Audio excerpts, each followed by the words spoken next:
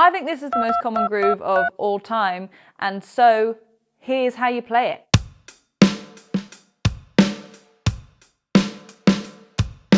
So let's break this down to its simple elements first.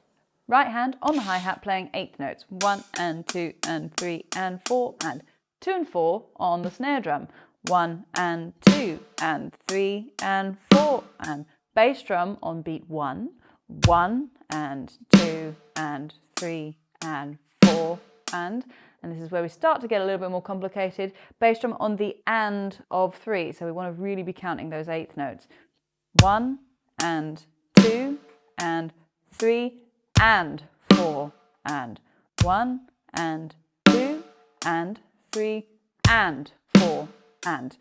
Now comes the interesting bit. So we're going to isolate this to just the second beat. So we've got hi-hat and snare on 2, hi-hat on the and of 2, and then a secret little snare drum on the of 2. So this is what falls between your eighth notes on the hi-hat. So you get 2 and 2 and I like to think of it as together, right, left.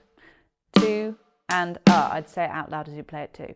2 and So now you'll get 1 and 2 and 3 and 4 and 1 and 2 and 3 and 4.